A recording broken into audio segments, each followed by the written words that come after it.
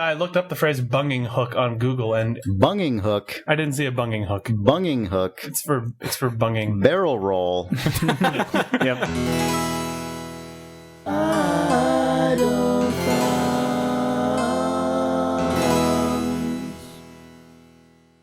Games, video games, video games, video games, video games, video games, video games, video games, video games, video games, video games, video games, video games, It's January 14th, 2009, and this podcast is equipped with a contextual real-time narrative walkthrough system. This is Idle Thumbs 14. Patent pending. And I'm Chris Remo. I'm LeBreton. And I'm Jake Rodkin. And we're joined today by special guest JP LeBreton from 2K Marin. Hey! Hey. Hi there. How's it going? Hi. Pretty good. And what's your role up? You're the lead. I'm lead level designer. Okay. Yeah. What does that mean exactly? I report to our lead designer, and I oversee level development. Yeah, like level designers such as Hot Scoops himself. Hey, there we go. Steve Gaynor. Steve Gaynor. Yeah. I was going to ask about Hot So Scoops. we're working our way up the 2K ladder. Yes. Yeah. You're actually sitting on Steve's corpse right now. There can be only one. So we have lots of levels in development, and it's my job to keep an eye on them and make sure they're fun. I don't know. Sweet. Do you do actually a lot of hands-on level design, or do you not have as much time for that? I don't really get to, but you put that Pac-Man in. As often as possible. Yeah, I did level design on the first BioShock. And what does Pac-Man have to do with BioShock? What is Pac-Man? Because I don't actually know this story. Oh, there's a Pac-Man. I know that now, but I don't know anything more than that. Well, there's this was you don't read Kotaku? Mountain into a molehill thing. No. Switch that around. Reverse it. So I was decorating the farmer's market area of the game one day, and I don't know. I was playtesting it or something, and this is a real hot scoop. Yeah, this is where the hot scoops term originally comes from. Was trying to get Steve to say something about BioShock development. So. Oh no! Well, this is Bio 1 development, and this is even hotter. One of the most boring, inane little bits of trivia you could possibly think of. But it's retro game related, so it works. But anyway, there is a cheese wheel in the farmer's market in the Worley winery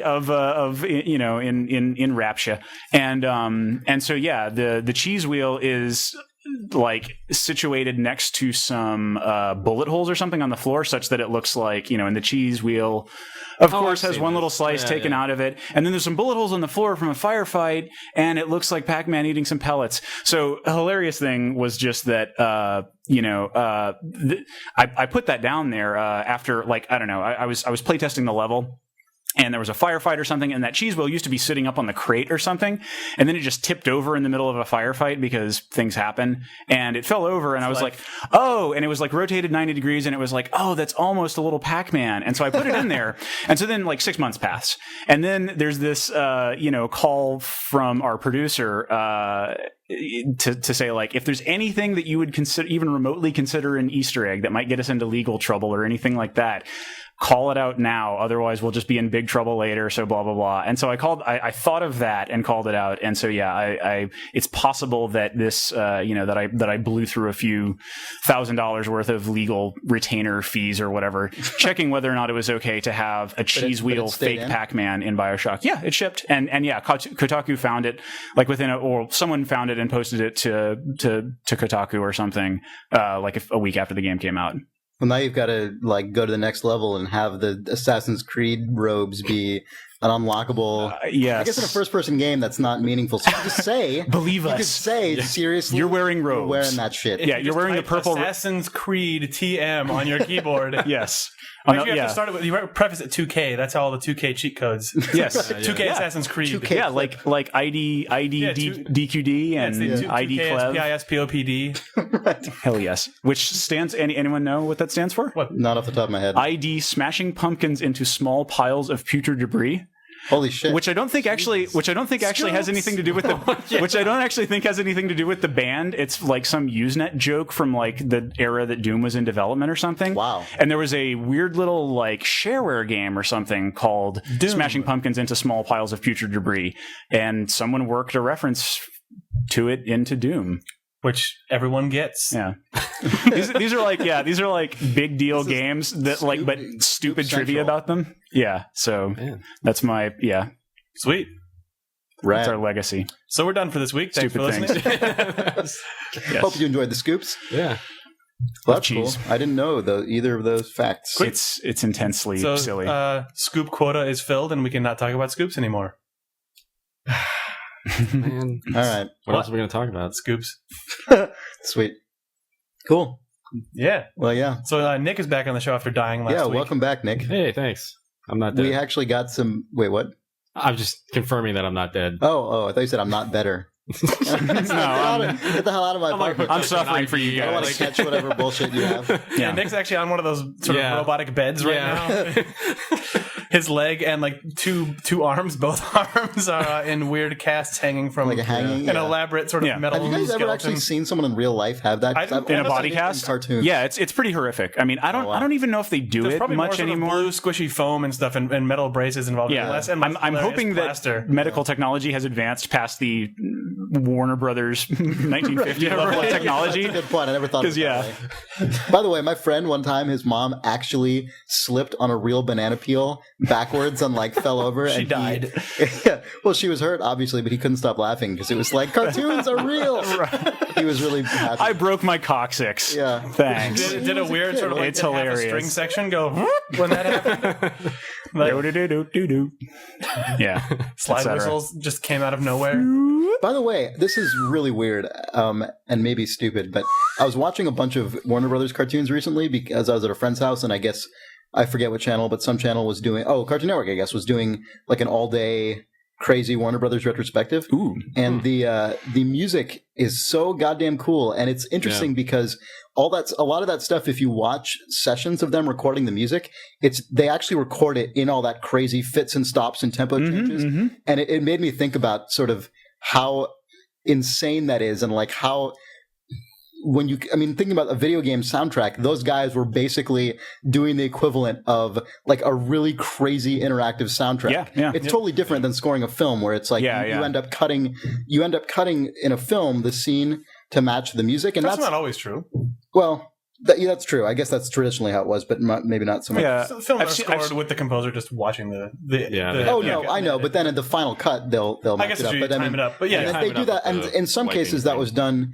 I was reading actually, and in some cases they did that with cartoons too, where some of these composers would literally just go and write an insane piece of music that they figured would work with a cartoon, and then they would end up cutting the cartoon to fit that. But a lot of times they would just end up like the conductor would just conduct it to like whatever tempo and times they needed. Whatever Bugs Bunny was doing. Yeah. Right. And just like spaz out and stuff. Yeah. That's beautiful. I mean, yeah, it's actually looking at cues in the thing. That's it's like iMUSE, the LucasArts thing. The LucasArts thing. That's true. Wow. And I want it brought back, but we can't now because we have to have live instruments that sound perfect and wavetable and stuff. We're getting close to that. I mean, we're not. Yeah. I mean, if you could eventually get the audio fidelity that you could have enough channels running of actual live instruments that you could probably do far more dynamic mixing. I mean, you'd probably need actual like sound acceleration on a dedicated board. I don't think sound acceleration is supported anymore. Yeah, it kind of acceleration is probably not the right word, but I mean, there's plenty of cards that do like have their own onboard processors. I think nowadays, actually, like machines are powerful enough to do all of that mixing and software. Like hardware accelerated sound is apparently something that went nowhere. Like I don't know, that's what a few programmer folks that I trust. I had heard that it was in part like Vista apparently doesn't have a whole lot of support for hardware audio acceleration. I was told this by Doug, another Idle Thumbs guy who worked at Telltale. He said that it was in part because it was dying out, but also in part because it's going through that outboard hardware acceleration was sort of an open hole for like rights management. So apparently, the analog hole. Apparently, my favorite term. Apparently, the analog hole, the a-hole was plugged. It will rape you through an analog hole. Jan.com.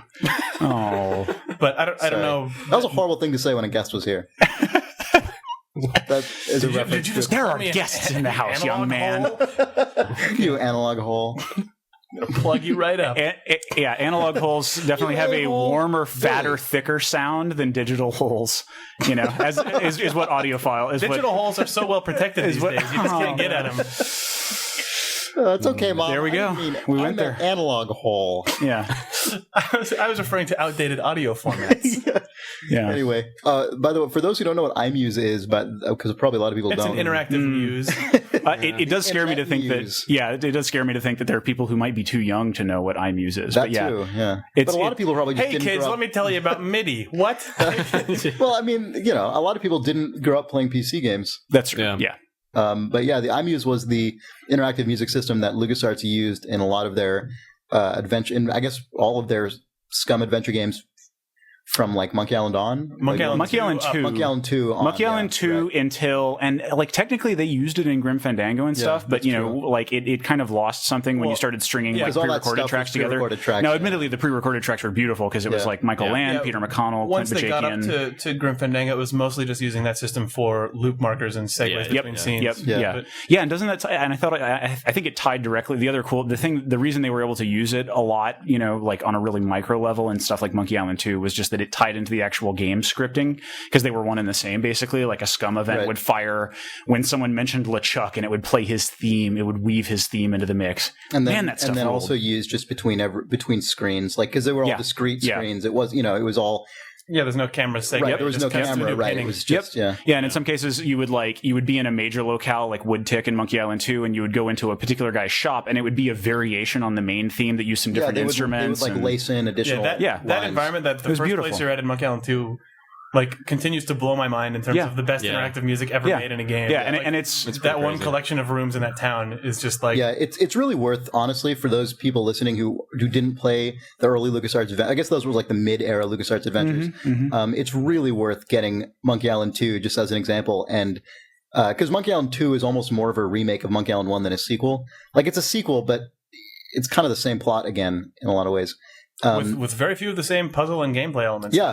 I mean, they're totally different games. Like it's worth playing like both. Well, it's not though, really. I mean, it's a continuation of the story. So I mean, it's a sequel in the traditional sense. Anyway, they're both worth playing. If you have time, they're both worth playing. But if you only could play one, Monkey Island 2 is probably better. Yeah. And the interactive music stuff that goes on in that game is just awesome and pretty far superior to like most stuff that people have done in interactive music. I mean, Monkey Island 2 was the game on which all the LucasArts composers, who many of whom were also, I guess, computer science students and programmers. Yep. Like that game was the game that they built the system for, so you can tell that it's a bunch of composers / programmers showing off to the max, and it's really impressive. Totally, yeah. I think it was like Michael Land a programmer? Yeah, Michael Eric Land Wilmunder. In fact, now Michael Land is mainly a programmer. I think. Is he? I think that Michael Land and Peter McConnell have some sort of tech startup, which is just some sort of interactive media mashup project. Yeah, which is mainly like actual software development. They've said that what they want it to be is some sort of like they wanted to take the notions behind iMUSE and apply it to video and imagery, and I have no idea what that actually means, but it's I don't know what that would be with video, but yeah. So yeah. Well. Anyway, yeah, Monkey Island 2, if you can get over the sort of retro sound of like the ad-lib instrumentation, you know, it's old school, it's like FM synthesis, so it kind of sounds like a chiptune, sort of not. If you can get over that, then it's probably the closest thing that our medium has come to that wacky Bugs Bunny live orchestration stuff. That would be a beautiful thing to attempt if you were to make an actual Looney Tunes game these days. To actually have like as your guy walks up a stair, the stairs that would go. Oh my god, that would be incredible. You could almost do it. I mean, there's some things that like there are games that sort of like Mario Galaxy had some of that, like when you're like doing menus and stuff, and it would sort of build. Yeah, but it wasn't like little. No, I know it wasn't as cool as that, but I'm just saying. Or like the thing when you're rolling on the ball in Mario Galaxy, and the music sort of gets more and more wacky as you accelerate, and but. It's not quite the same degree as No. That'd be amazing. One of the really tough things about that is that it would require like having a compositional conceit ahead of time, like knowing that okay, well the player has only touched one stair so far, but we had better queue up the bup stuff. Yeah, and I think animators have that same problem. You know what I mean? With like how much do you want to lead into the guy doing the full animation? Like, especially with an analog stick, like how far into it are you going to go without making it look like all of a sudden it just stops? Yeah, it's the jump control problem kind of written into music. And actually, like in one of John Blow's recent talks, he was kind of using that argument to, I think, discredit interactive, like the idea of a really full on interactive drama manager engine, because it's like you have to know ahead of time what the player is going to do, and the player being a force of chaos and all, like you don't know if the player is going to continue to go up those stairs, so you don't know whether or not to start playing the bump bump bump bump bump thing or do something else that would be hilarious. I would even be fine with that type of thing only really existing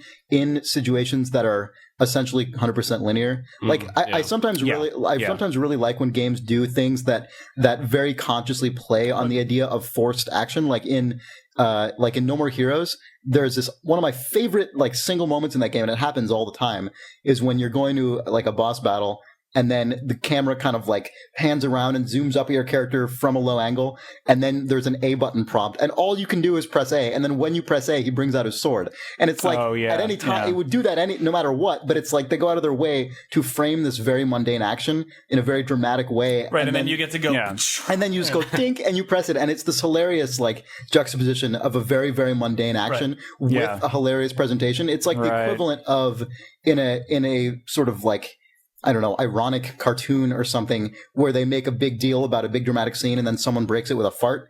It's like the equivalent of that, but less overplayed. Well, but sort of inverted, because the presentation is super over the top, but the player's input...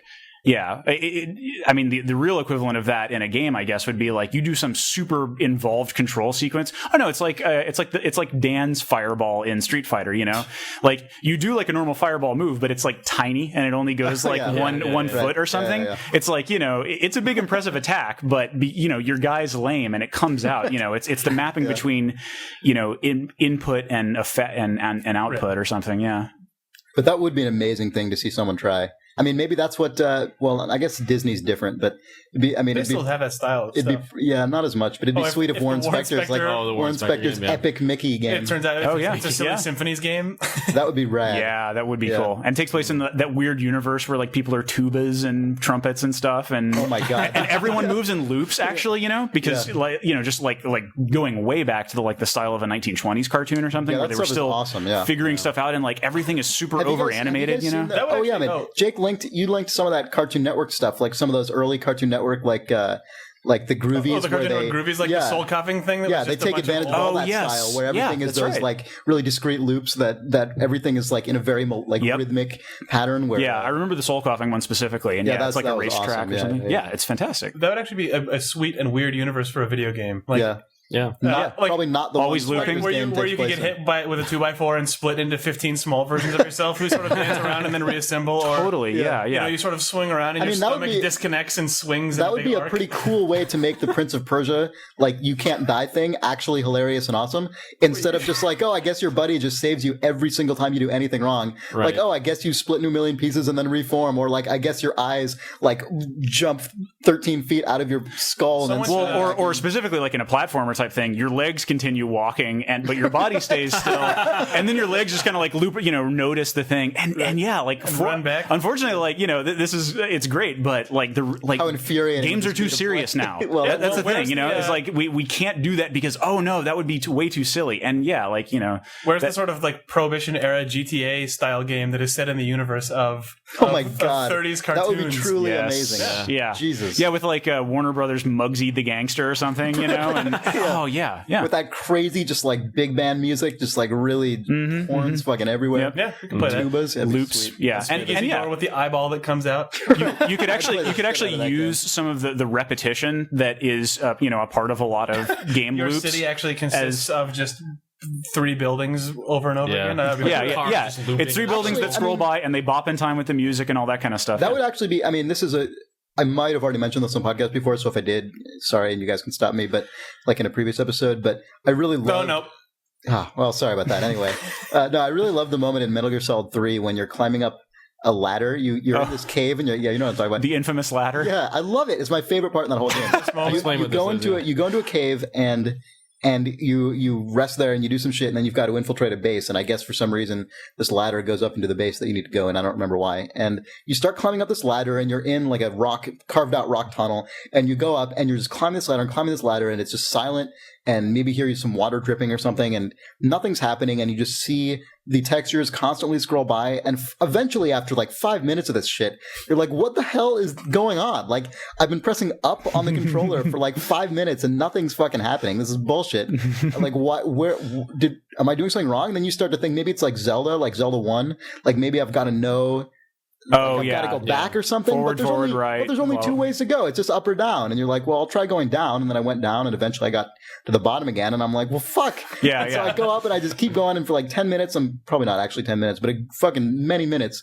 Yeah. Pressing up, going up. And then all of a sudden, like, you start to hear these very quiet strains of the James Bond-esque theme song to the game, sort of just like waver in and like, and sort of hover there for a while and then go away. And then you're like, what is going on? It's the sound of Hideo Kojima hurting you physically. And then you keep going up, and then eventually you just get to the base, and that's it. And like, that's the sequence. Yep. And it was my favorite goddamn thing in that game, because it really was, I mean, it's like what you say, Hideo Kojima hurting you, it really was the time when I'm like, Jesus, someone made this game, and this is their hand, like slapping me in the face. Like, and you liked it. Authorship is like so incredibly present right now. I don't even know if he was trying to make a point or not. I mean, I don't know what exactly that was. Some guy thought that was funny and had the authority to get away with putting that shit. Like, I think oftentimes in Kojima's case, it's him being impish, but you know. I like that though. I mean, I like that in a video game, like, it's possible you can get away with that. You know what I mean? You couldn't do that in a film unless you were some crazy like German like expressionism, like, you know. Well, actually, again, in like a comedy movie or something, like something that was pretty over the top, like a pull that off. I guess that's probably true. Yeah, well, Coen Brothers could pull it off, and it would be like a whoa, are they serious? Oh man, yeah. I guess they just really wanted us to look at that. But I mean, I mean, it's a fair point.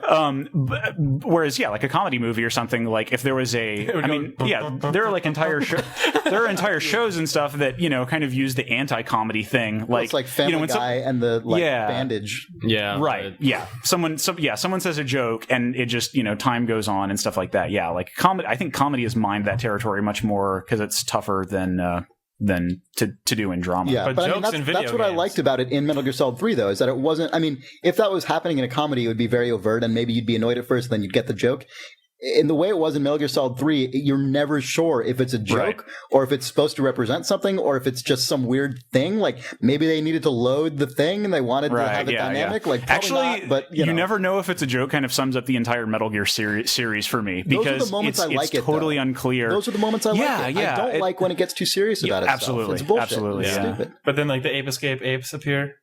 Right, exactly, yeah. I think it's that it goes from being like, on that cool knife edge where it's like, postmodern, if you will, but then when it takes itself seriously, it's like, no, really, it really is awesome that Snake is standing there holding a knife or loading his gun or something, and I'm like, I don't. That's not that cool. Goofy. That's not that cool. I've seen action movies; they're better, and No, I agree completely. I agree. Anyway, so yeah, cartoon game. Someone make that, please. Yeah, someone make a crazy fucking 30s era gangster Warner Brothers. Yeah, that's actually a game that I've wanted to make for like 5 years. Oh, really? You're more likely to get like Looney Tunes Lego. Yeah, that's actually what's going to happen. Yeah, that's probably If anyone also alternatively wants to fund a weird 1930s Warner Brothers mob GTA style game, Idle Thumbs Games could quickly be formed as a limited liability company. There you go. Yeah. So, hot scoops. I mean, I gotta say, like the opportunity. I mean, this might be like a few degrees too far to actually be applicable, but I feel like stuff like that would really. I don't mean that specific idea, but an idea like that, like perhaps that idea could be the kind of thing that actually branches out in a way that, for example, I mean, just because you're here, BioShock.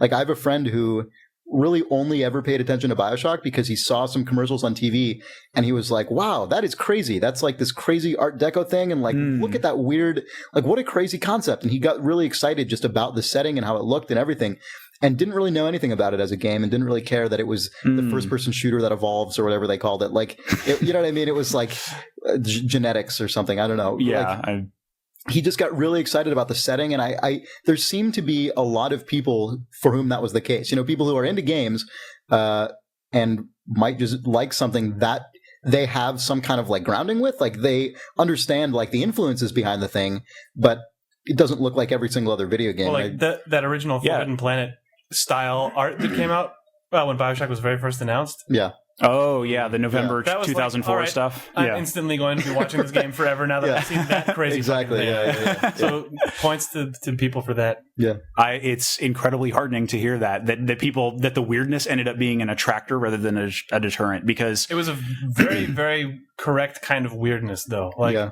sweet. I mean, like, Yeah, well. I was like, Psychonauts is a weird fucking game, and that is a good game. I like it a lot. Yeah, it's a but great like, game. I think that game's weird in a way that people might go, kind "What?" of put people off or confuse them. Well, Yeah. Although also it wasn't specifically sort of grounded in something. Psychonauts was, the whole idea of it was every mind is a crazy, unique, independent thing, which is awesome. But it's total. It's like that was the point, like the entire good point of that game. Did you guys see the leaders for like MTV that they did? Like it was released on like the Psychonauts. Oh, it was like the MTV2 bumpers. Bumpers. Yeah, that's the right What? term. No, I don't know what Wow. you're talking about. Yeah, it's on the Psychonauts Wikipedia or wiki, I guess. And they're just bizarre, and like it doesn't even say Psychonauts. Like as advertising, it's just completely There were weird little animated shorts that they It's just did getting- for that was MTV. Getting That their was like art on things. but it's just I mean, Majesco had some weird. Was that Majesco related? Because they had some weird things, probably. like the Willy Wonka fucking CD, where it's like 5 golden copies of Psychonauts will win you $1,000, and you're like, what? That's how you're gonna sell your. No, fucking actually, game? yeah. Some dev team should totally do that. There are 10. they did that. There are 10 golden CDs, and you get to visit the development studios, and then like That would be way more watch applicable. fat, sad game developers eat chocolate or something. You know, instead of magical Gene Wilder. You know, like and his palace of colorful wonder. Come inside, we've been waiting for you. And it's just a bunch stanky couch. It's just a bunch of dudes crunching. play some Quake. Yeah. We got an original Galaxian arcade machine. Yeah, It's pretty sweet. and there's a chiptune cover of Pure Imagination, and your soul. Oh man, speaking of dies or something. chiptunes, just because you were comparing the Monkey Island music chiptunes, I wanted to point out how there's like a really interesting. One of the really interesting things about PC gaming in that period was the music, which was like, I mean, aside from the iMUSE stuff, but just how it was this weird midpoint between kind of traditional orchestration and chiptunes. Like it didn't have the like kind Wing of Commander. Yeah, well, I mean, like all those games, like the LucasArts games, like all of them, like they didn't have the kind of like sharp nature of a chiptune where it was that very distinctive video game sound. That's because it had the sort of like weird, sort of poofy sound of the ad lib and Sound Right, Blaster. but it's Yeah, still exactly. led- It was it's FM still led- synthesis yeah. rather than But, like, every note did sort of sound like it started waveform with- synthesis. Yeah, right. Yep. But it still it ended up sort of lending itself to a fairly identifiable kind of compositional style that pretty much completely disappeared. Like chiptunes have been kept alive because you can just go and like either emulate or actually obtain that like 4-channel or 8-channel hardware or whatever and just keep doing stuff in that specific style. But MIDI has just sort of continued to evolve, and so the point where it happened to be in the early 90s is basically like that whole style is no longer... it went away, whereas the big difference being like the NES just had like I think sine wave, square wave, and the 4 food and a noise channel, so the 4 food groups of chiptunes. Triangle. Possibly, I forget. Could have been a triangle. Yeah, well, it varied based on because like on the NES you could put different actual sound chips, and Konami, like the sound of Castlevania music is in part determined by Konami's sound chip that they put on there versus the one that Nintendo used and all that stuff. But yeah, so that stuff was like really accessible, and it was more mainstream and recognizable, so it came back in a much bigger way. Whereas still used as the soundtrack to video games in all Hollywood movies. Yes. Oh yeah. Regardless definitely. of the age of the video as well as actually, we saw The Wrestler a weekend or two ago, and there's I hope I'm not spoiling anything major or anything, but there's a video game in that movie. Spoiler. There's a video game in it. The video game isn't related to a spoiler or anything, but it's Mickey Rourke as a pro wrestler, and he's yes, he's playing an old NES game, specifically an NES, but it's a fictional game of him in his glory days versus his pro wrestling nemesis, and the visuals are actually like a nice nice, faithful, like NES looking thing. It's got like the right cool. palette and stuff. Yeah. Cool. But this, and so that was clearly lovingly done. But whereas the sounds are just like 2600 Pac-Man, like that recognizable but super bland and not very full of character. And it always makes me sad whenever someone quotes chiptunes just completely reaching into a cultural morass that they don't understand. That's and being like they don't sound the same. Whereas me, I like FM synth. That wouldn't be a hard specifically thing the sound of FM surely synth. multiple people on that crew could have been like, oh well. Well, I mean, that probably was sent out to sound without sound, and whoever the sound engineer was just like, oh, you want like an old video game? It sounds like a video game, and so anyone also, who have you guys heard that fucking song, the girlfriend song with the rings or whatever? Like the put a ring on it song. I don't know what it's called or like who. Oh wait, Beyonce? Yeah, right. Okay. Does that not have like fucking Space Invaders sampled at random times throughout the entire thing? You can plot the cultural trajectory of chiptune revival from 10 years ago it was like Scandinavian nerds composing chiptunes in their basements to 5 years ago like Beck used like Game Boy type sounds and now it's in mainstream pop music, so and then it's going to get oversaturated and go away for a while, but it's not, and we can have it back, and it's not done in in a way that it's just like this weird sound in the background. It's like broop, broop, that is like not even on like a musical rhythm. It's just like someone went into the sound program nerd and just stuck like in there. clicked it a bunch of times. You sure you weren't hearing a mashup like the No, because I've heard this song multiple times. I had a Space Invaders cabinet in the back of the booth. That would be incredible. I would actually be pretty pleased if that were the case. Actually, I read something just yesterday or so about Alec Baldwin being addicted to Galaga. While he was on Knots Landing. Landing, I barely even remember the show. That exists in like some recess of my mind. I know. Oh yeah, that is We talked about Coach on this show a couple weeks ago, so whatever. Coach Hammer actually has more to do with Coach, starring. Yep. Yeah, okay. Starring the guy from The Stand. I think it was starring Coach Craig T. Nelson. Yeah. Yes. Yeah. And Coach as himself. Specifically just Coach as the coach. Yeah. Specifically to loop back on chiptunes because I'm seriously, for them. But like the ad-lib sound, the ad-lib and early Sound Blaster sound is specific. It's like one specific chip, I think, the Yamaha OPL2. And it was FM synthesis. And so, it wasn't like the super primitive, like waveform type stuff that the NES did. Had that stuff too. Previously. Yes. Yeah. They had the beeper, which was actually a lot worse. Like the Tandy 3-voice thing was actually more like the NES because it had the 3-channel plus noise or something. I don't even know if it was 3 channels, but the PC speaker is the most amazing thing in the world, though. Did anyone hear, like, I didn't have a Sound Blaster for a really long time. I'm sidetracking you here. This whole thing is a sidetrack. No, it's fine. I my friends had a Sound Blaster and I really wanted sound, and it was either on a disc from a local user group or BBS or something. I found someone had written a shitty as shit waveform allows Windows to recognize the PC speaker as a waveform device. Yeah. So you could play games with really, really horrible Sound Blaster emulation, but it would just go. Oh, really? It's frequency modulated or something. Yeah, there was actually everything sounded like the pole position lady, basically. Or like the double dribble guy. Yeah, double dribble. Yeah, yep. There it is. There was even I think the Tex Murphy adventure games. Oh yeah. The company that made those, whose name I forget. Access Software. And they also made like some golf games or something. Yeah, Lynx. There you go. Yeah, they had this. Dropping the scoops, picking them up. Totally, man. They had this thing where they had figured out a pretty as good as you can hope from the PC beeper, which is still wretched. And they had figured out a way to get PCM sound at 200 like 2 kilohertz or something through the internal speaker, and they called it real sound. So if you play the Tex Murphy adventure games, there's like digitized photos and like PCM sound playing through your PC speaker, and it's like this moody detective thing. I don't think I ever actually played those games, but I remember thinking like, I don't think I want to play a game with people talking on an internal speaker. I would much rather play LucasArts games that have that's the other jihad for me in chiptunes is just like trying to emulate real instruments. Like this is a wavetable synth trumpet versus just that blows this always.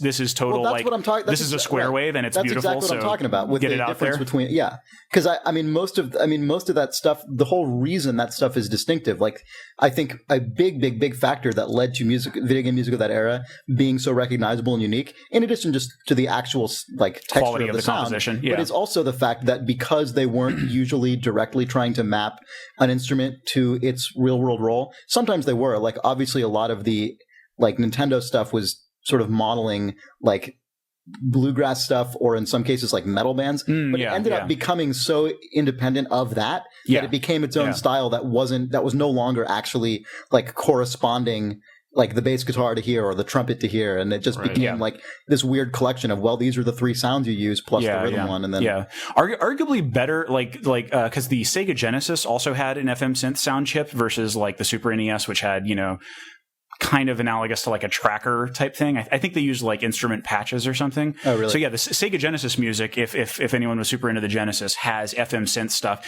and it's really great. Like there's a few Sega like Genesis tracks, in Mega Drive and 32X and whatever tracks that sound really fantastic because they're in the Japanese chiptune tradition and they're not trying to do real instruments, and it's just it's beautiful stuff. I mean, I don't have some of it. I don't have my MP3 collection with me, but I could dredge some up. There's one track from Contra HC for the Sega Genesis that's really freaking amazing that I heard on like Kohina, one of those chiptune audio, internet radio streams or something. And so I became an admirer of Genesis when I realized that it used the same sound chip as like all my favorite old PC games. That's cool. Yeah. Sweet. And then we got tracker stuff where, you had like Amiga stuff where you're playing little samples, but in a sequencer type thing. Yeah, that stuff is still like a huge scene. Yeah. Well, I mean, that's also closer to how like real MIDI works these days. Exactly, yeah. Yeah. Star Control 2. Actually, also really quickly, I want to, just because we mentioned earlier Monkey Island 2, like for anyone who does, get their hands on a copy of Monkey Island 2, you should download ScummVM, which is SCUMMVM.org.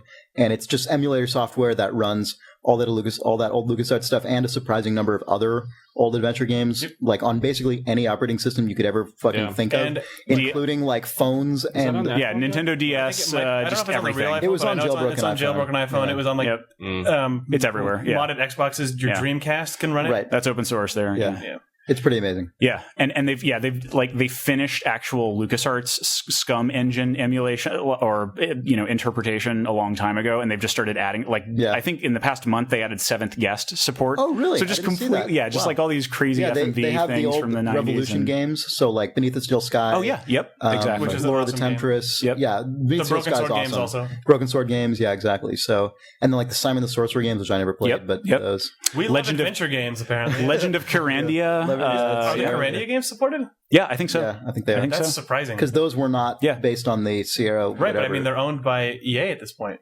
Well, none because they were Westwood titles. It's just, I mean.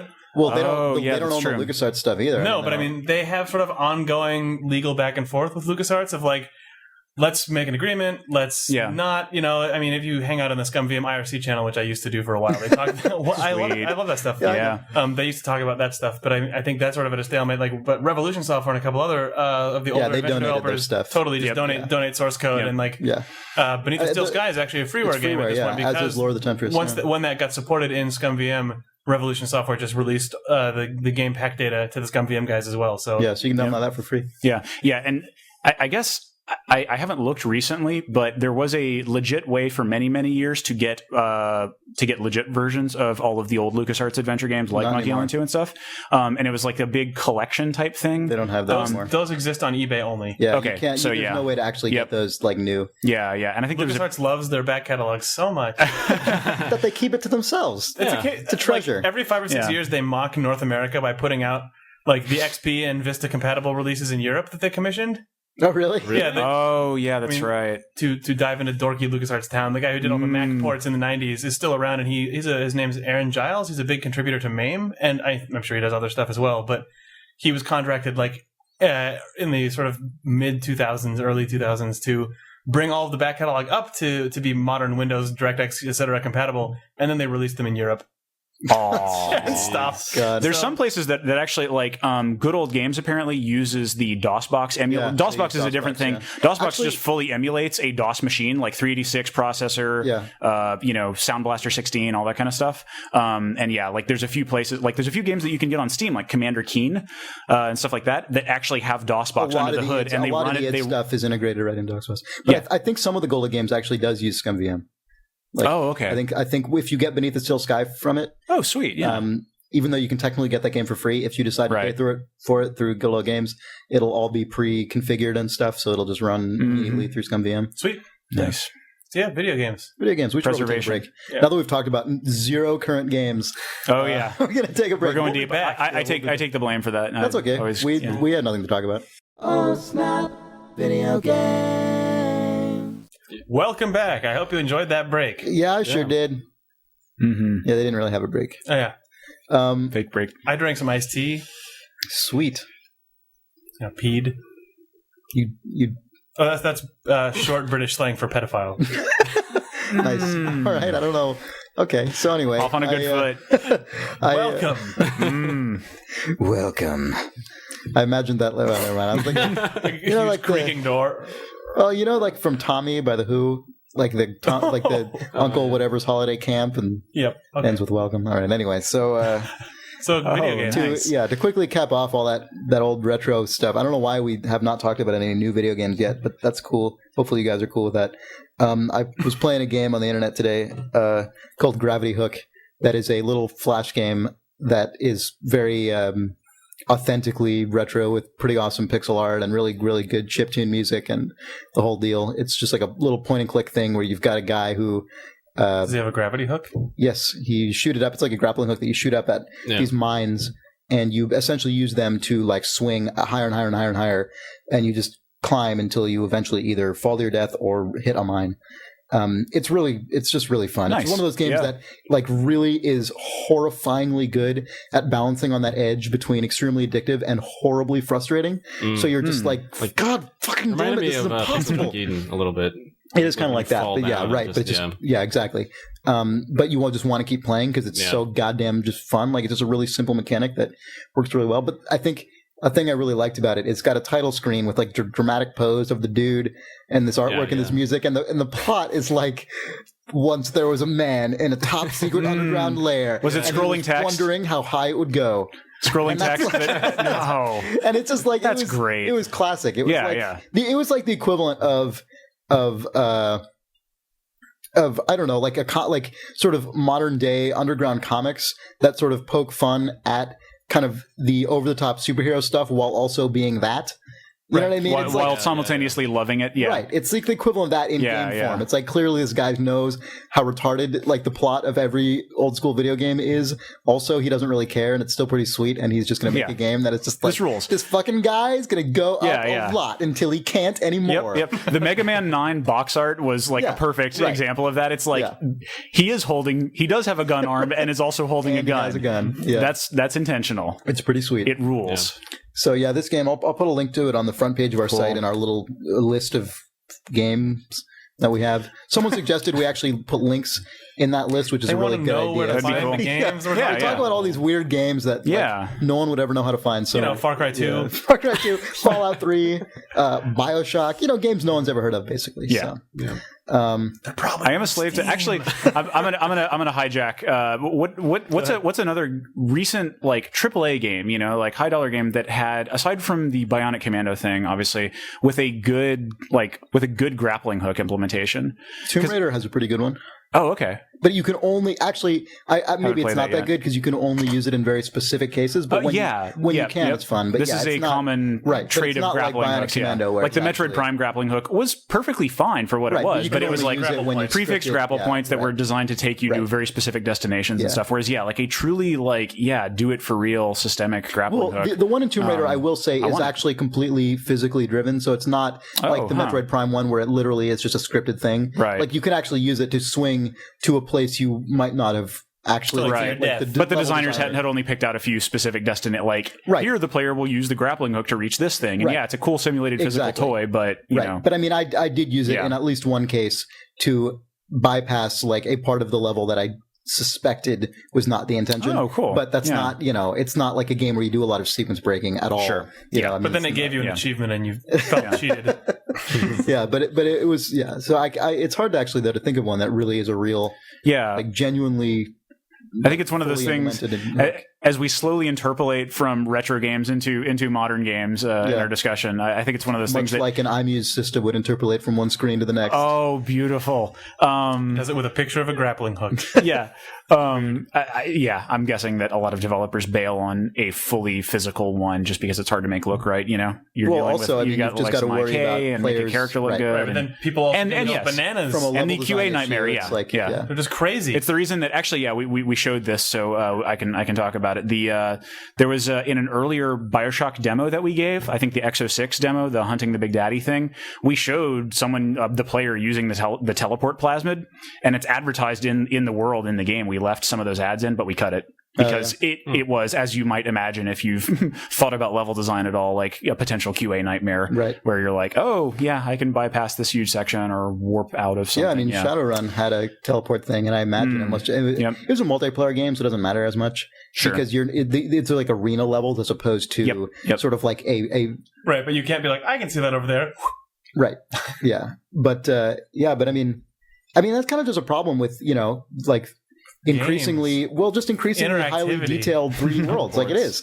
And interactivity, like the more of it you have, like just gets fucking hard. It's kind of anything that is spatial like that is ridiculously hard. It's kind of parallel to the every game has to be serious nowadays, or most, a vast majority of games have to be super serious and all that kind of stuff. That's nowadays true, is that they also have to hit a certain fidelity level and make everything within that fidelity level look good, so that you really do believe that Lara Croft is a real person and doing all this stuff. I haven't played Tomb Raider yet, so I don't know what it bites off and doesn't. But the new one, there's whatever. Yeah, go ahead. Yeah, but it's just the actual like plot of the game is so mind-blowingly retarded and completely fails to ever convince you that a real person would be doing these things. Does it surpass Gravity Hook?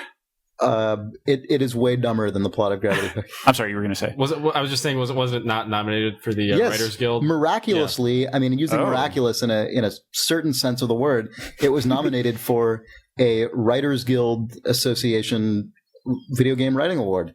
Astonishingly,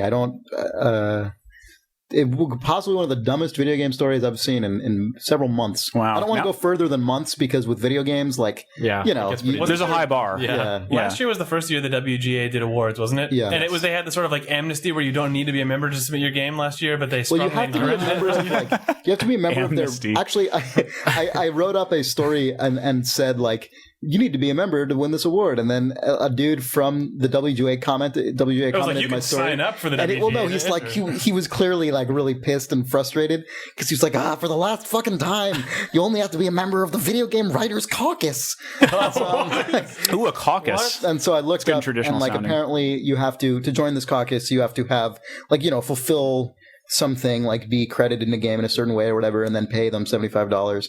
And I'm sure even though $75 is not breaking the bank, I'm sure the overwhelming majority of video game writers are not a member of this fucking caucus. Like, I'm sure the only purpose of this thing is maybe your game will get this award that nobody cares about. So I'm going to start a game designer caucus, just because I I want charge people $75.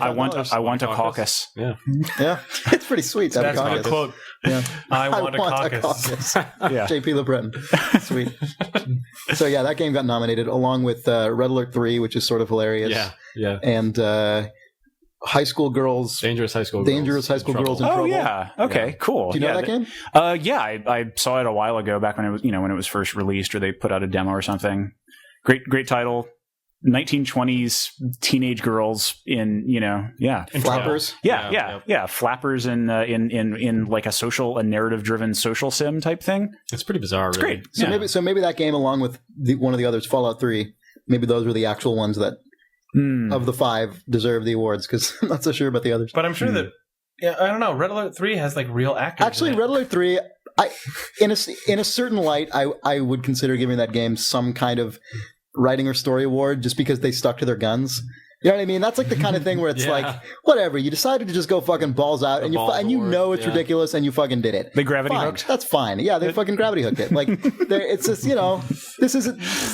I can't criticize you for making this absurd because that's the whole point. Yep. It is a universe where Tomb Raider, it's just like there's a zombie mom and a fucking like dark Lara. I have to play this now. What? Zombie Wait, mom? Seriously? Yeah, and it's not tongue in cheek or funny. It's literally, I guess you have a zombie mom. What? Every time you say that, I'm going to laugh. Chapter title of a Halo Without fail. So it really was like cringe-inducingly stupid. Yes, So, yeah. cringe-inducingly sweet. So congrats on the nomination. Yeah, exactly. I'm just irritated by it because I mean, surely there were better game scripts this year, but whatever. Yeah, Nick, you have not been on the podcast for weeks. What did you play during those weeks? For a week. Well, he hasn't recorded one for weeks. Yeah. Yeah, so surely you've been playing a million games. Millions. Yeah. Whoa. Well, I've been playing a lot of games that we talk about. So I started playing SimCity 4. And then from that, I sort of went into simulations, and I played a lot of railroad games for some reason. I bought that Railroad pack on Steam. Nice. Which nice. is like Sid Meier's Railroads, Railroad Tycoon 2, and I never played Railroad Tycoon 3. But unfortunately, I can't get it to run, which is becoming a problem on Steam when you buy old games. It's kind of strange that you can buy a game and not, it just completely crashes, and there are all kinds of problems. Wow. Whoa. I haven't had that issue. Are you on Vista or? Yeah, I'm on Vista. I looked up solutions to it, and I also had problems with Hitman Blood Money as well, which I'm also playing. Really? But what Vista That's do you like have? 2006. So Yeah, it has no excuse. 32 or 32. Yeah. I ran it on 64-bit and had no issues with it. But I actually ran it on my laptop, which is XP32, and then my desktop, which is Vista 64, and neither of them had any problems. PC gaming, yeah. I love railroads are fun. By the way, speaking of, I don't know, since you're here and you worked on BioShock, I was really gratified last month when Ken Levine there was some interview with Forbes where he talked about how sort of much affection he has for PC gaming and how he sort of wishes it would have like a certain level of kind of notoriety that it had at a certain point. I just thought that was really cool because it seems like most designers and developers these days who come from a PC background are like scrambling over themselves to be like, PC, but I'm so excited to be on the Xbox 360 and I'm so thrilled. Let me like trying to prove something, I guess, to like the people. I guess, it's funny. We were talking about this today at it's lunch. Fine to like the 360. Yeah, I think there was like there was a very awkward like growing up phase where like PC there were a lot of PC only developers like Ion Storm Austin or something that clearly had PC roots and Human Head Studios. I worked for another company that was like doing PC you games. Worked for Human Head? Yeah. And then like while I was there, we started shifting to console development, and that was like a totally common story, and so it was like, and I think there were a lot of bad games that came out in 2002, 2003, 2004 ish that were like PC developers doing their very first very ropey console game and still not really getting the memo about a lot of the like just objectively good game design accessibility stuff, because they were jumping into it. Right. And I think now at least, and like actually Irrational now 2K Boston, Australia, that like BioShock was the first console game that we shipped. There was that game The Lost that was supposed to be a PS2 and Xbox game, I guess. But yeah, so we were still coming around, to we were all PC roots type people, who were console literate and had been playing console games for years. But yeah, so I guess we had enough of a dose of either that we didn't sound like total tools when we were talking about we also didn't have to say something like we're super excited to be working on the Microsoft Xbox 360 entertainment console home system. Media hub. I'm fine with that. Like that happens. You got to do your pitch and whatever your publisher wants you to say things. That's fine. But like, it was nice to see a designer be like, fucking, I don't know. I play games on a mouse and keyboard, whatever. Like, it's a good way to play a game. Yep. It was just, it felt very frank and very like honest, and as opposed to like, got to make sure I pitch the platform I'm currently. Like, well, Ken's super good about just being super. I think a lot of people trust him because he's so earnest and just like that all the time. And it's great to hear because like PC gaming keeps PC gaming death gets announced and exaggerated every few months. And I think at this point, PC gaming is slashing its wrists in a series of desperate cries for attention. Guys, I'm killing myself. Yeah. Shut the fuck up already. Honestly, dude, you play a PC game on Steam that also requires a Windows Live login, and so you have 3 different forms of copy protection and login and stuff. Although that is PC gaming slashing its wrists in a desperate cry for attention. I will say that Steam and the games Windows Live are probably the least offensive. Yes. Oh, definitely. I love versions Steam. of that stuff, and it like Fallout 3 I played on PC, and I had me too. I didn't mind that it was Steam, and because it was way better than having Star Force or some bullshit. You know what I mean? It was at least I'd rather those have systems that are added value in some way. Exactly. It's GFW Live. You get the achievements. You get all your Xbox friends. Yeah, that's actual shit that you can use. Steam is okay. What, Jake's? Does anyone else ever confuse Star Force and Stardock, or did they? I hope the most aggressive, horrible, notorious DRM protection shit, and the company who was most the known flag bearer it's true. anti-DRM. How did I never really? I always used to be it's like, well, I remember we had Stardock announces no DRM. Fuck that. I was like, wait a minute. Oh, it's the different people. Yeah. It was really weird. I remember we had a redecorator in the 90s whose name was O.J. Simpson, and he went by his whatever his first name was, Oscar or something, for a long time, because he was just so beaten down by having to deal with horrible shit, people calling him on the phone in the middle of the night, all the time and stuff. Wow. Maybe we talked about this on the podcast. The person who named their kid Adolf Hitler or something. Didn't we already go over that? Oops. It wasn't an oops. It was definitely definitely very deliberate. Oh, yeah. Anyway. Did we talk about on 2nd Street, on the street I work, the photographer? Adolf Gasser? Adolf Gasser. Maybe that's what we were Adolf Gasser's photography. Yeah. Just the name Adolf in general doesn't seem that much use nowadays. His last name was Gasser. I mean, come on. That's intense. So anyway, speaking of that, games. Yeah. You've been playing Assassin's Creed. Oh yeah. Speaking of Steam, I bought Steam. I bought 1,000 million games on Steam, and one of them was Assassin's Creed, and I finally started. Speaking of Steam, was an Adolf Gasser reference. Well, also speaking of the PC distribution platform, since I finished Tomb Raider, I moved on to Assassin's Creed. I'm just kind of working through some of these games I never got around to, and I don't know. I mean, it doesn't suck. Yeah, it does. Well, there was a whole Assassin's Creed discussion. The beginning of that game is just laborious. The beginning is terrible. Oh, it's the beginning so bad. is terrible. It's talking this about might with them. the crazy we're psyching you out and thinking you're in a tutorial, but actually you're not. Yeah. And should you remember these things? I don't know. The brain is going crazy. What? Holy shit! Brain. Oh. Well, no. There's all this stuff. Did you play that game? I played the first hour or two of it just recently too, so it's kind of fresh in my mind, and I should go back to it. But yeah, I think I am experiencing in fast forward the Assassin's Creed discussion that happened about a year ago when it came out. Because I'm it's it needed to be pushed further with the level design, but oh wow, it's really impressive in this regard, but it kind of came up short or whatever. Well, I mean, it reminds me. I shouldn't say this, but it reminds me of Far Cry 2 in a sense, in that of what? Yeah, record skip. It reminds just in that it's this game where you've got these big environments that you run around, and there's these just discrete missions you have to solve that you can just kind of do. You go pick them up and you just do them, but you don't get the wacky shit.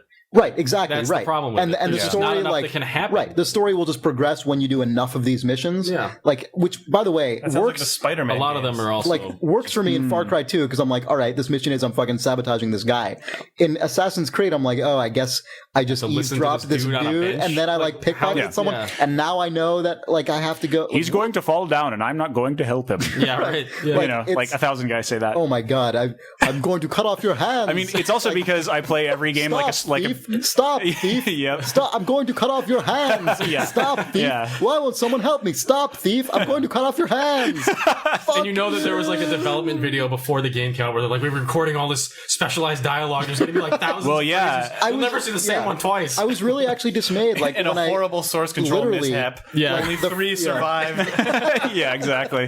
The first 2 dudes I saved, literally, saved dude number 1 and saved dude number 2, had the exact same reply in the exact mister? the same voice recording. No, it's like a big minute-long thing. Man, you can't skip any dialogue in this game, any of it. You can't skip any of it. So every time you do anything, no, you can't do because it locks you into like a 5-foot radius. Yeah, it's interactivized in a way that like they were trying to obviate its unskippability, right? And didn't work. Ended up just like you're stuck in a little playpen. So it just makes you go running around. I never know how to save my progress in this game. So like I'll try to quit out, and I'm like, all right, where's save? And it's like interface with the Animus, and I'm like, does that mean save? I click this memory bank initiated, and I'm like, that sort of sounds like that save. is. And then but you've done it right when it says do not turn off or remove. It never says that. And so how did that certification? That only happens during autosave. I don't think you can manually save. That's like it checkpoints you when you complete a mission or something. Right. Okay. And so at one point I quit the game, and it's like,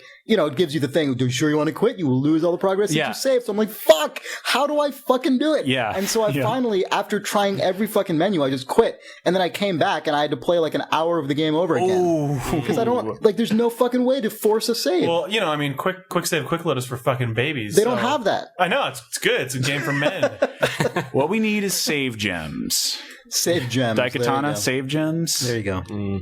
Solve the problem. Not really, but I just it's always good to throw bringing it back to the retro PC. Well, I figured, rather than jump straight back to 1987, I figured I'd peg it at 2000-ish. Yeah.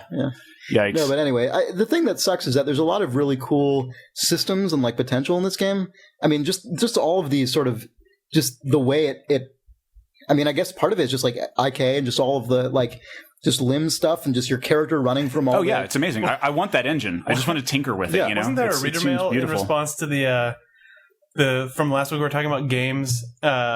Games. Doing games like games sort of accidentally influencing real life, where you drive horribly or try to roll up streetlights after playing Adam Right. There was a guy who was talking about playing Assassin's Creed, and then it made him want to be all stealth like, but then he realized that he was doing the horrible sort of like touching everyone.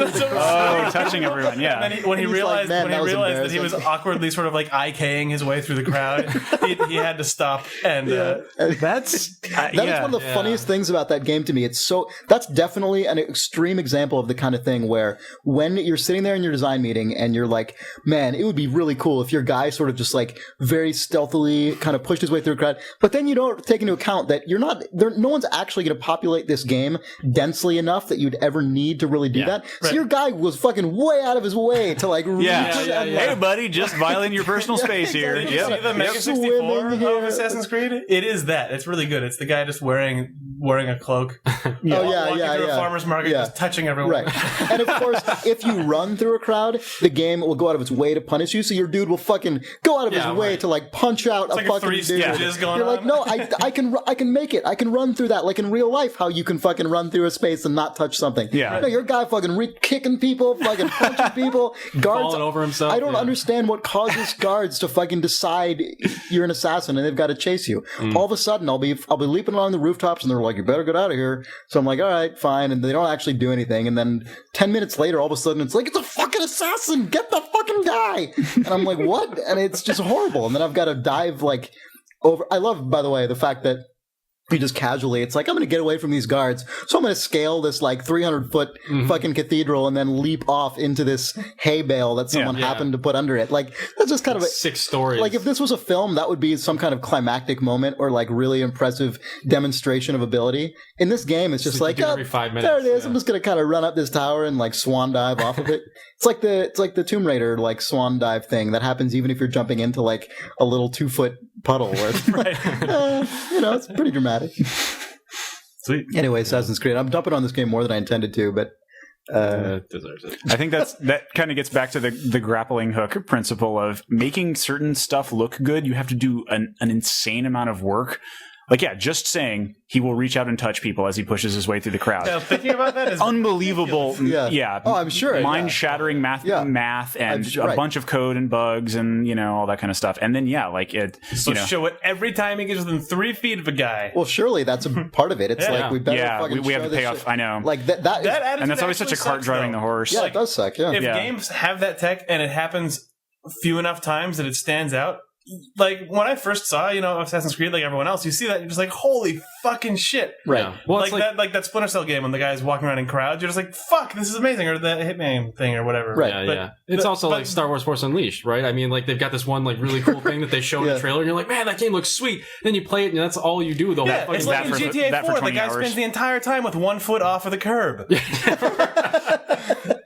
Yeah. When I played, because that still blows my mind. So GTA actually, like, I think they just used, like, I don't think there was anything in the game that was depending on their little character-driven physics stuff. No, it just kind of made everything ambiently better, as opposed to driving a major portion of the core design or something. That's well, it's it's much more of a happy accident. It's avoiding setting yourself up for a sad time. And it's just an issue of sort of trying to model a world or trying to specifically force systems into like the character's hands. You know what I mean? It's like in Assassin's Creed, they weren't modeling that because that was like a real part of the world. It was because this is what your guy does all that. Like, you know what I mean? It wasn't like if this needs to occur, it'll happen. It's the whole point is that we've shown this in every fucking trailer, and your guy this is how he walks for some reason. Like, it's something that makes me wish that the industry in general was much better at prototyping, because early on, like early in a game's development, you could say, hey, we're pretty sure that a guy should blend into crowds, and that involves touching people. And if we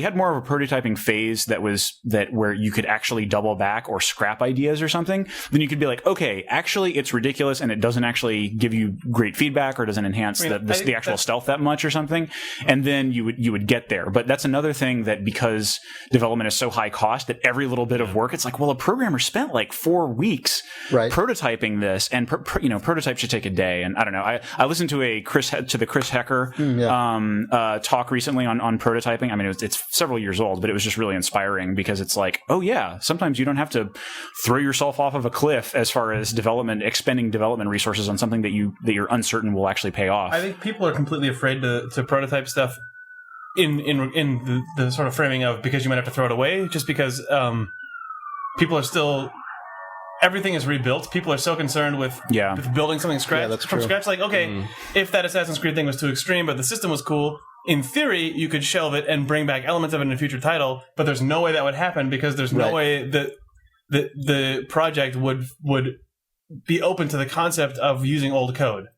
I mean, there's true. There's not invented here syndrome. There's a rise in middleware and like renderers and just core tech like Unreal or whatever, but the amount of wheels that are reinvented on every single project is still so huge. It's insane.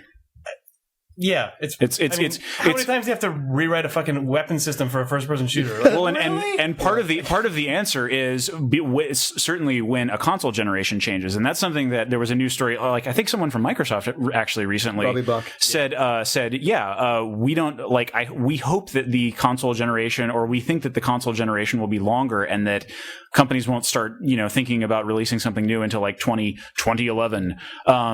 Because I for one really welcome that, because than that, just one more taking, full dev cycle. Yeah, right. Yeah, I know. That's the thing. Like nowadays, it takes enough time that you build an engine and then you get 2 games out of it. Couldn't you just have written a more scale?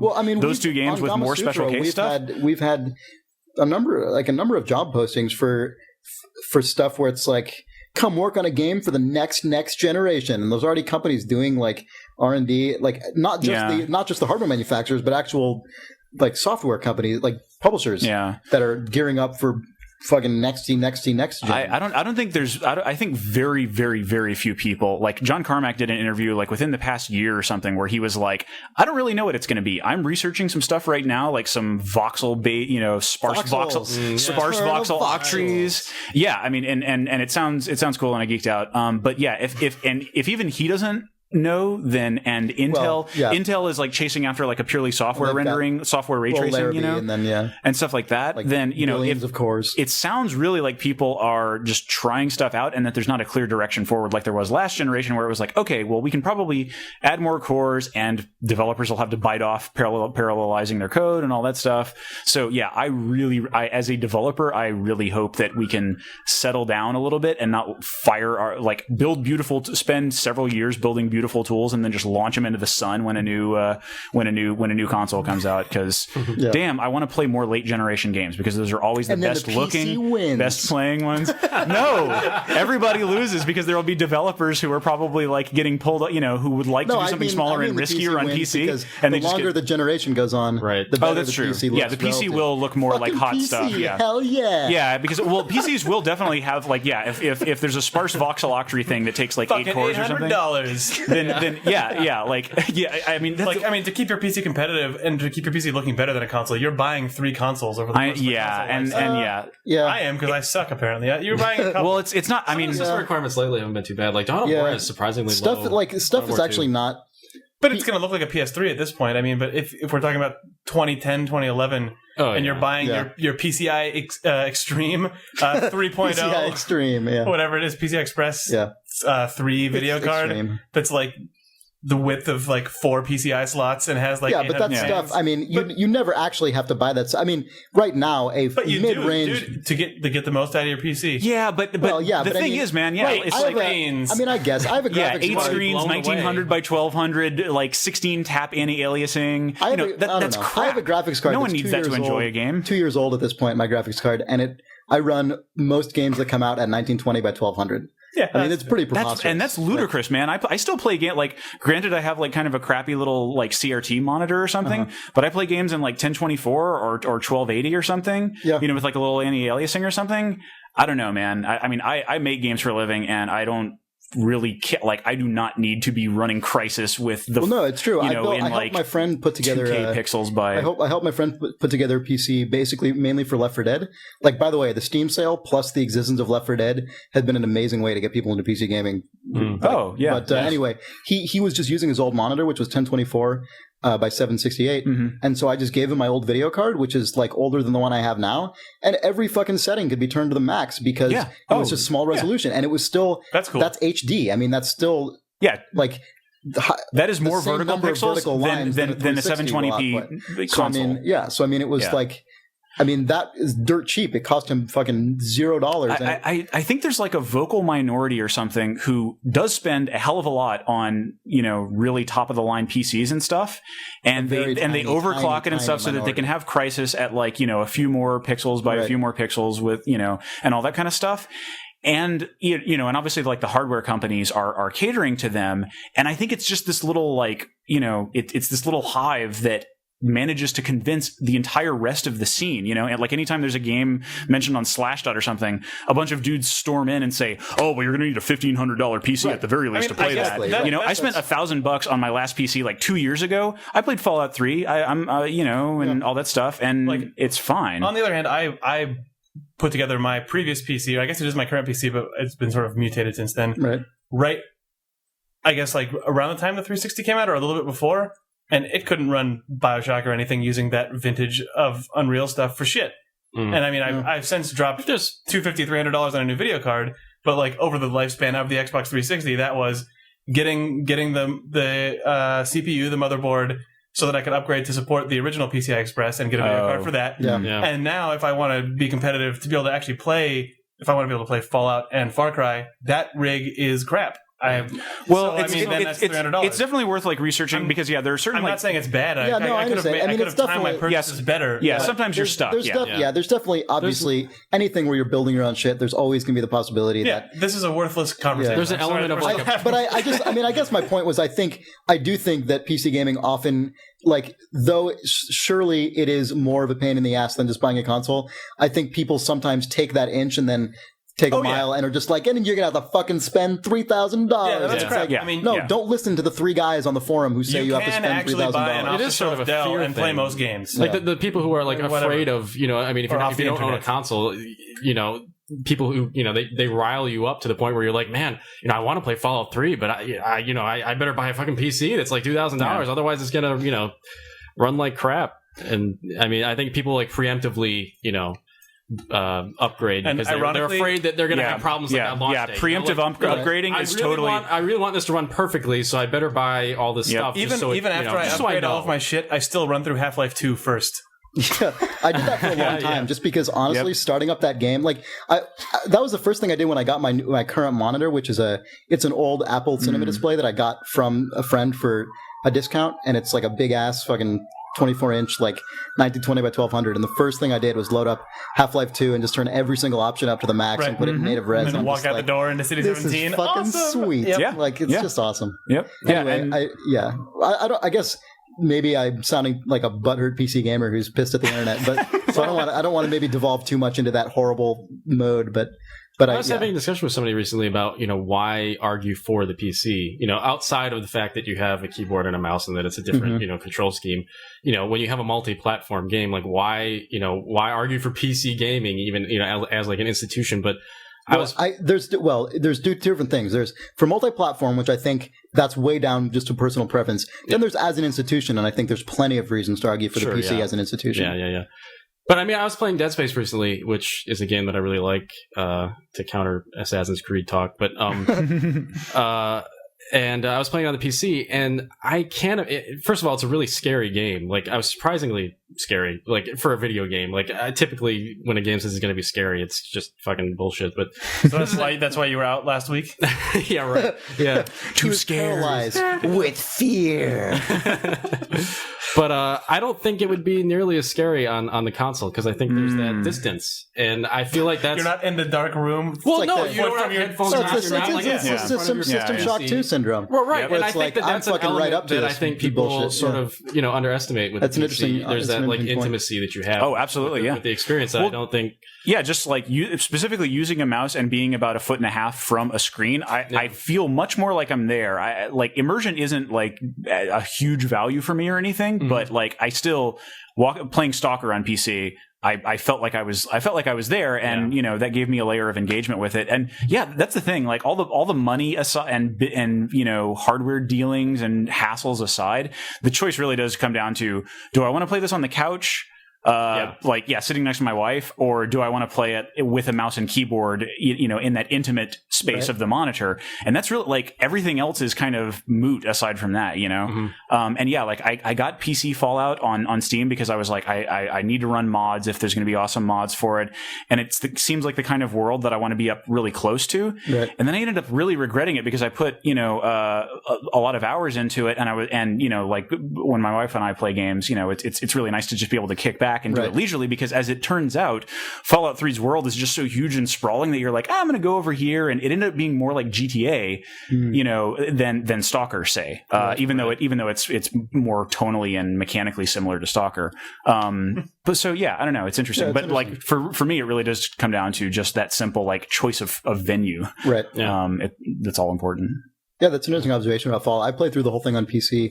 I actually own it for 360, but I haven't ever played on 360 yet, except at press events and stuff. But I didn't have so much of that. I guess probably part of it is because at that time there were so many goddamn games I needed to play that I wasn't fully in that mode of just like leisurely kind of sort of exploring everything. Everyone was hammered. I put definitely way more hours into that game than I do your average game. But yeah, I didn't get fully into just sort of, I'm just kind of living in Fallout, like the way a lot of people did with Oblivion, because I never was like that with Oblivion either. These friends of ours, like we for like a month or two, like we would, you can track their progress when you look at them on Xbox Live, right? And it's like, oh yeah, they're level 15 going, and then at some point they rolled over. They were like, okay, wait, they started a new game and they're doing an evil playthrough now because they have a whole bunch of evil playthrough achievements, right?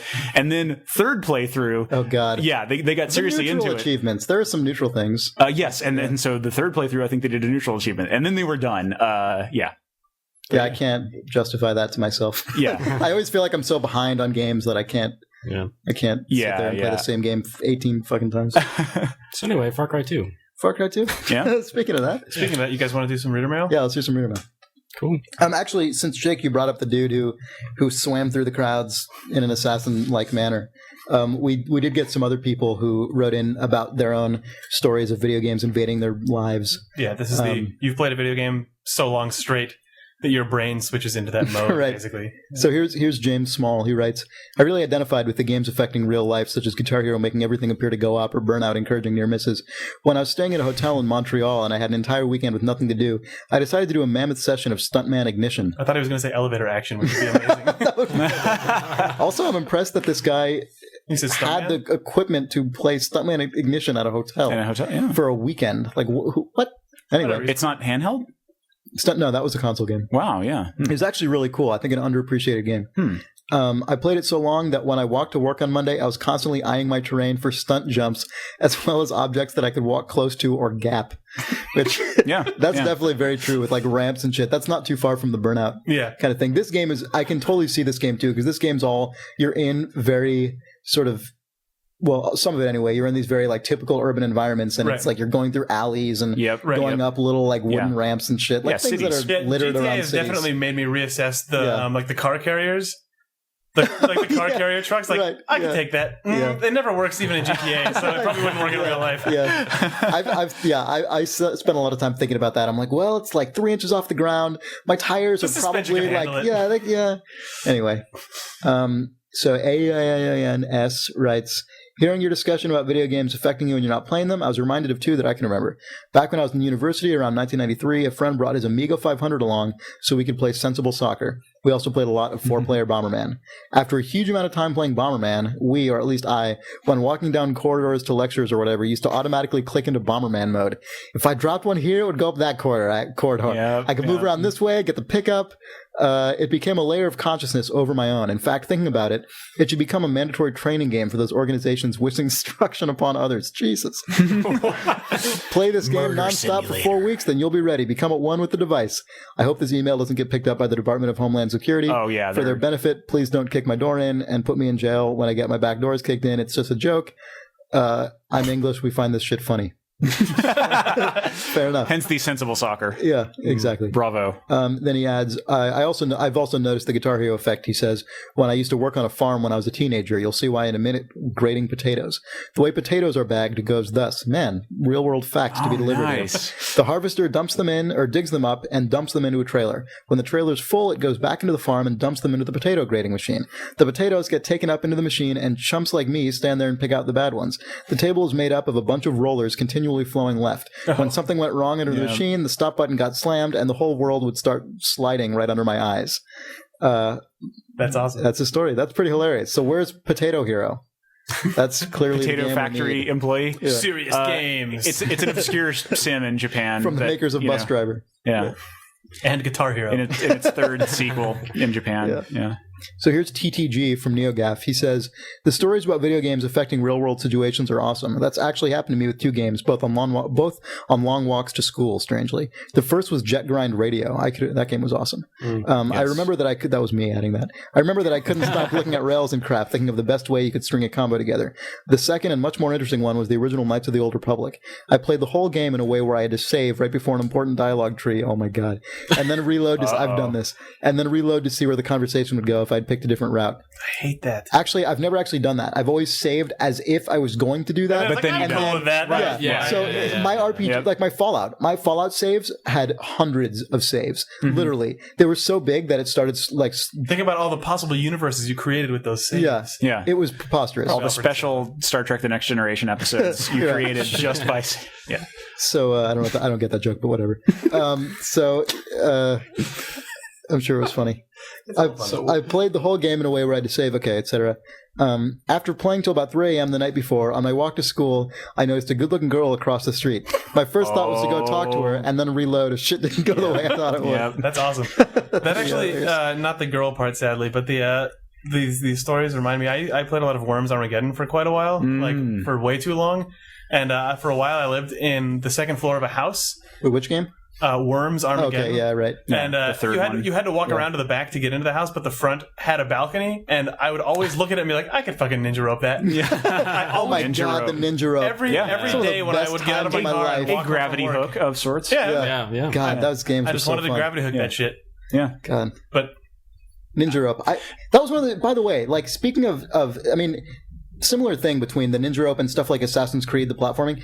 really all I want in these games is a game that literally capitalizes just on the crazy, like, spatial fucking, like, swinging around they do. Like, in Assassin's Creed, I want a game that is entirely about fucking running around and fucking finding shit on roofs like you can do in Crackdown. Oh, yeah, and, like, just pure expressive movement. Right. And actually, wow, I promised myself I wasn't going to do this, but I made this, don't look at it. We will look at it. The game that I submitted to the IGF recently is kind of all about. It's like Quake trick jumping, but with like a totally abstract art style. Nice. That's awesome. Because and so you like climb up walls and launch yourself off of weird lead, and it's all like cubist architecture. It's called Purity. Because it doesn't look like anything, and it's all about grapple. Yeah, Quake done quick. There's a grapple hook type thing. Yeah, and it was kind of inspired from Quake speed runs, but also like. What are those videos called? The ones where they like just did the most insane rocket bullseyes from like 3 miles away. Yeah. If you search trick jump on YouTube or something, you'll probably that shit was amazing. And it's such a high. It takes such a high degree of skill. Do people still use KMFDM as the soundtrack for those videos? Probably yes. They do. Yeah, or like Scandinavian techno or something. Yeah, right. But yeah, that's cool though. Actually, look it up. Purity. Yeah, it's just like I'm an IGF honestly, judge, but that wasn't one of my games. Oh, okay. So I have the FTP, so I can just download it. Yeah, I mean I've got it on my site and stuff, but honestly it's unfinished. So like check back in a year and I might have something decent, but probably not. But I have something to throw onto the real life video game experiences thing. Is that back in college, I had a very near meld because I was making a Quake 1 map because that was the hot game at the time. I was making a Quake 1 map of our dorm complex, and it was like several buildings. Yeah. Used to be a crappy old hotel in Savannah, Georgia. And I was making this Quake map, and I was using like relatively approximate materials because they're actually like, it was like a red brick thing and all that kind of stuff. And there were like torches on the walls where there were lamp fixtures and stuff. And I used that like totally black sky texture. And I remember working for like hours at a time on the level. And then I compiled it, ran around it and stuff, walked outside of my dorm room and saw something that was so similar that I felt like kind of a weird inverse vertigo because I was looking at the same thing and I had been used to running around it, but I didn't move as fast as the Quake guy and I would die if I jumped off the railings or something. No friction. Because I usually don't get that sort of feeling at all, but it was the meld was so strong because I had been intimately connected with this space. Yeah. I wish real life had Quake 1 physics, but anyway, that's pretty cool. I'm sorry. Let's continue with more stories. Radar mail. Wait, with what? Radar mail.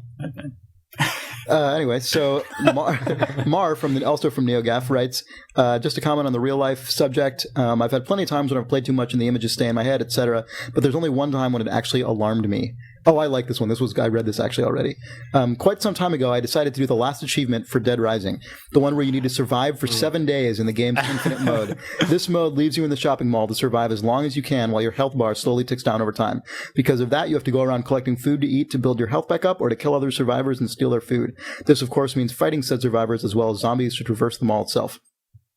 The extra layer of difficulty is that there's no save game in this mode. You can pause it, but of course that pauses the time as well. To actually survive for 7 in-game days, you must play the game without saving for about 16 real-world hours. With your health ticking down, you have to eat something approximately every 10 to 15 minutes in-game, not counting health lost from damage. So I had my plan, play half one day and then do the rest the next. However, this is great, I was so paranoid that my 360 was going to explode overnight while I was sleeping that I only managed about 2 hours of sleep. I love that he was so concerned that his actual hardware would fail. That's hilarious. Emergent game mechanics. Yeah, exactly. I got up and kept playing, determined to finish the game before some real-world occurrence ended my progress. I did it and turned the machine off, happy that I'd done the hardest thing to do in this game. The problem started to occur when I noticed the background music in the mall didn't stop when I turned the console off. This wasn't something where the music was stuck in my head. I could actually hear it. I tried not to think about it too much and sat in my computer room and discussed my achievement with friends on IRC, but the music was still playing. I started to panic a little. I'd never experienced anything like this before. I did my best to keep calm and focus my attention on something else. I was positive that if I thought about this too much, I was going to go completely insane or have a full-on panic attack. Eventually, I went to bed, the music still playing.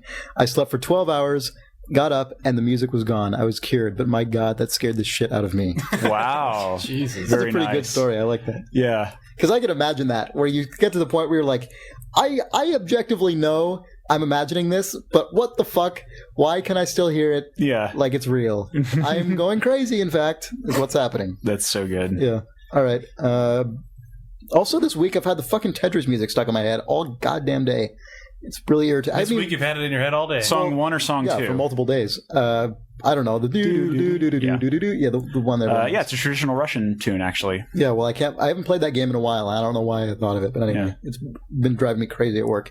All right, so here Oblong Schlong writes, I had this with Pokemon Red. I played it for 13 straight... That was, by the way, the last Pokemon game that I played was the first one. I had this with Pokemon Red. I played it for 13 straight hours, and when I stopped, I continued to hear sounds. I made sure the system was off. It was. I took the cartridge out and stared at it, utterly confused.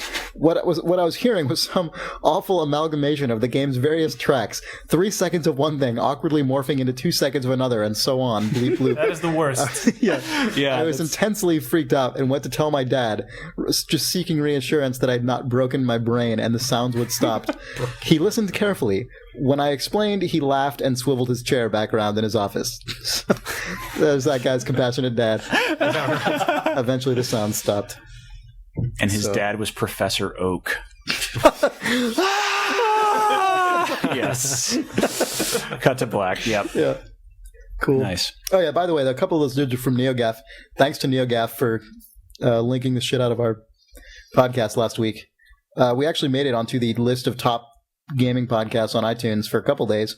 We're not on it anymore. Number one explicit cast. We were the number one explicit podcast, which is pretty sweet. We got up to number 6 or something, which is kind of hilarious. Number 6 in the video games. Is the list of explicitness? No. No. Well, we were just the top. We were the top explicit video game cast, just because there weren't any other explicit ones higher than us for a few days. But yeah. So that was cool. We're not on it anymore, but that's okay. I don't think I contributed much explicivity. Well, fuck you. All right, just say it. It's peer pressure here on Idle Thumbs. Oh no. Anyway, we should probably wrap this show up around now. It's getting long. Yep. Yeah. Cool. Thanks for listening. Cool. Thanks, JP, for coming over. Yes. Appreciate it. Thanks very much for having me. Absolutely. And I'm sorry if I dragged us into one too many retro game tangents. No, it's cool. People love retro games. Everyone loves retro games. I'm glad. They're good old games. GOG.com. DCDL. Wink.